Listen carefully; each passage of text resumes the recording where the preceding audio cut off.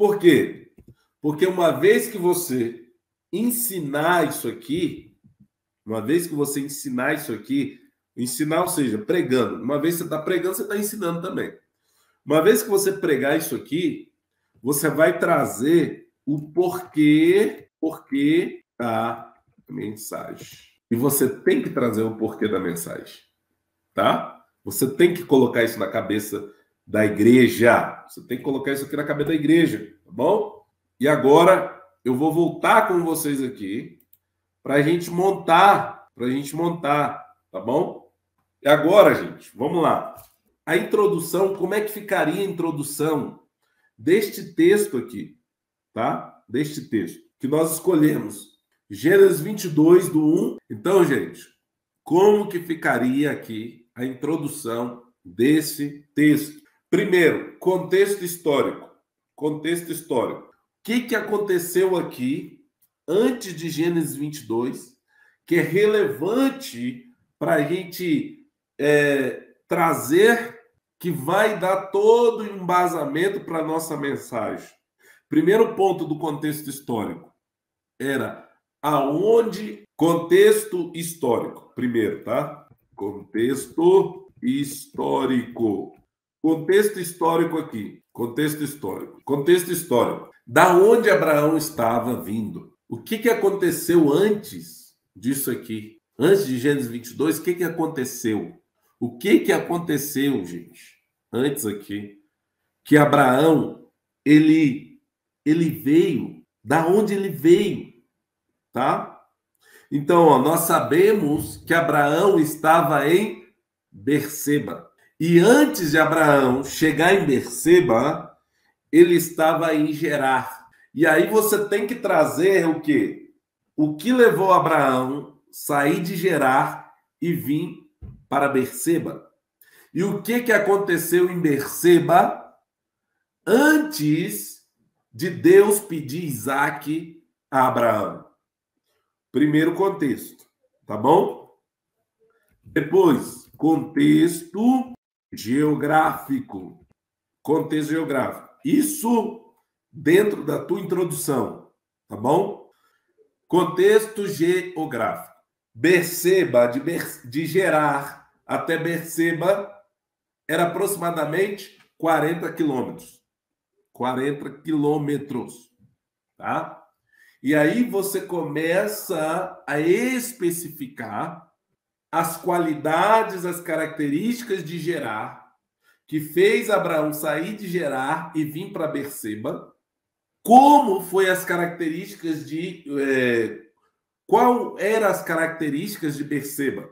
Uma das características de Berseba, tá? Berseba era o quê, gente? Era o quê? Que Berseba virou depois o centro de adoração de Abraão e Isaac. Coisa interessante. Só que Deus queria tirar o centro de adoração de Berseba e levar para Moriá.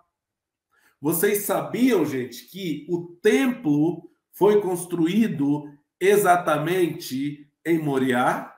Vocês sabiam disso, que o templo foi construído exatamente em Moriá, tá? E aí, olha aqui, eu trouxe um pouquinho do contexto histórico, fazendo essas perguntas para vocês. Vocês têm que botar a mão na massa, não é eu entregar tudo aqui para vocês de mão beijada, não. Estou dando um caminho para vocês. Aí eu falei do contexto histórico, contexto geográfico. Agora a gente entra o quê? Costumes e cultura. Abraão era nômade. O que é um povo nômade? Um povo que não tem moradia fixa. Fica andando para um lado para o outro de tenda, tá? Abraão não tinha moradia fixa, ele era um nômade, um peregrino na terra. E quando ele ia peregrinar, era normal, os servos dele também acompanhavam ele. Então, os servos dele acompanhavam ele. Por isso que eu já vi muitos pregadores inventando um monte de besteira, falando um monte de tolice, Não que os servos de Abraão estavam ali, porque o diabo enviou os servos de Abraão para tentar impedir o milagre, não sei o que. Gente, isso é besteira. Meu Deus, vamos parar de inventar besteira, gente. Vamos parar de inventar besteira. A cultura era essa. Aonde o Senhor fosse, ele tinha que levar servos para servir ele. Só que Deus não tinha nada com os servos de Abraão. Deus não tinha um encontro com os servos de Abraão. Deus marcou o encontro, foi com Abraão e Isaac. Então já aprende isso aqui. Aleluia. Vai ter vezes que Deus vai marcar o encontro com você, mas pela situação da tua vida, você vai querer levar outras pessoas que não fazem parte deste encontro para participar daquilo que Deus reservou para você.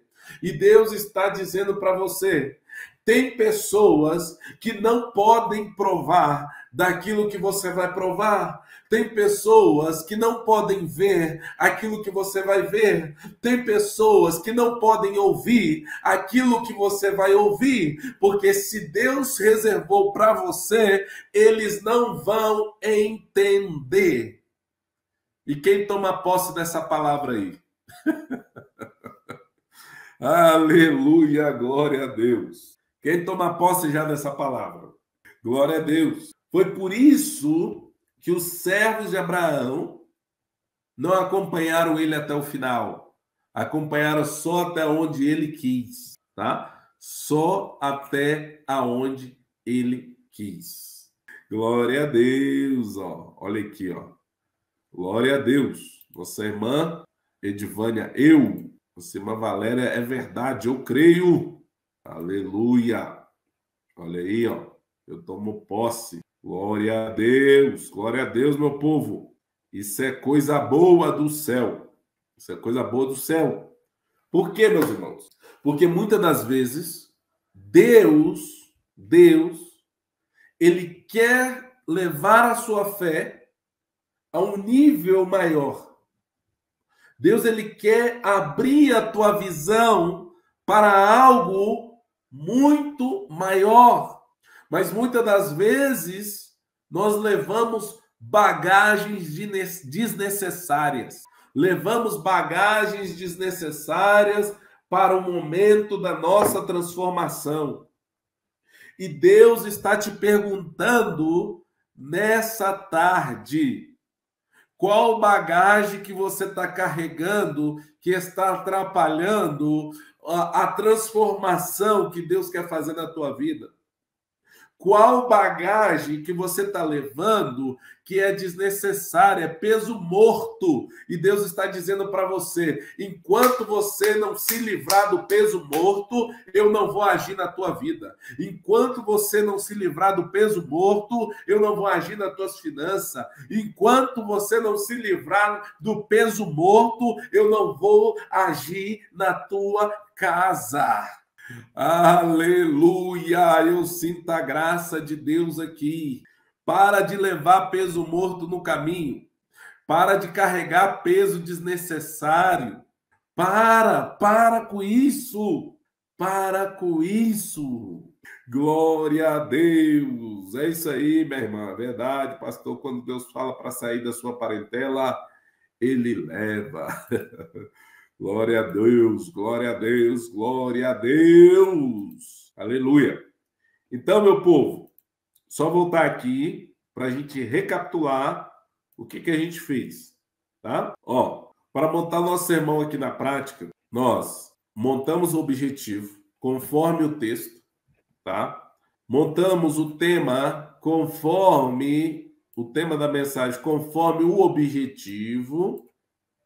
O texto, tá? O texto tudo alinhado. Eu dei essas informações valiosas aqui para vocês, que o sermão expositivo não pode ter mais de 15 minutos e menos de 10 minutos sua introdução em um congresso, conferência, seminário ou grandes eventos. Se você for pregar num culto de Santa Ceia ou num culto de domingo, não pode passar de 10 minutos e não pode ter menos do que 5 minutos. E aí, A sua introdução tem que ter 3 elementos. Primeiro elemento, contexto histórico. Segundo elemento, contexto geográfico. E terceiro elemento, costumes e culturas. E aí, meu povo, tá? Então, deixa eu voltar aqui. Gente, numa introdução tem que ter 3 elementos. Mas ela tem que terminar com uma coisa que eu não coloquei lá, uma coisa que eu não coloquei escrita lá, e que eu fiz isso aqui com vocês, que foi o quê? Quem sabe que coisa é essa que tem que ter na introdução quando você termina ela? Que coisa é essa que tem que ter? Quem sabe coloca aqui. Que coisa é que tem que ter na sua introdução quando você termina a introdução? Quando você termina a introdução, o que não pode faltar? Ó, é isso aqui que não pode faltar. Ninguém respondeu, então eu vou responder. Ó, isso aqui não pode faltar quando você termina uma introdução. Olha isso aqui, ó. Aplicação textual. Aplicação, ilustração, não. Não é isso não, irmã. Só está totalmente equivocada, querida. Não é isso não. É isso aqui, ó. Isso aqui, gente. Uma introdução não pode acabar sem aplicação textual. Por quê? Porque depois que você fez a aplicação do texto da onde? Do texto da introdução, como eu fiz com vocês aqui. Eu dei um exemplo para vocês, eu mostrei para vocês aqui agora. Tá vendo aí, gente, como que vocês estão equivocados? Tá? O porquê da mensagem é quando você fala os 3 contextos. O contexto histórico, contexto geográfico, costumes e cultura. Esse é o porquê da mensagem. Mas quando você termina a introdução, ela tem que terminar com aplicação textual. E a aplicação textual não é gritaria, não. Fica... Não é isso, não, gente. Não é isso. É o que eu fiz. Completamente, irmã. Completamente. É isso aí que é o problema, gente. Ó. É isso aí que é o problema. Aí, quando eu falo do método do medo ao púlpito, aí vocês ficam bravos, ficam me xingando depois, me xingando aí depois na internet. Teve gente lá no Facebook que ficou falando um monte de asneira. Como que você vai vender a palavra? Como que você vai... Eu não estou vendendo palavra, não, gente. Pelo amor de Deus. Eu estou ensinando o correto. O correto. Quem quer continuar no erro, aí fica travado, fica bloqueado. Tá? Então, eu estou ensinando o correto para vocês. Esse é o passo, esse é o caminho, é aqui, é ali, tal, tal, tal. Aplicação textual. Aplicação textual. Sem isso aqui, vocês estão perdidos. Igual cego no tiroteio. A única coisa que eu não vou ensinar a vocês é fazer uma conclusão da maneira correta. Só eu não vou ensinar vocês não, tá? Porque é desleal. É desleal com os meus alunos.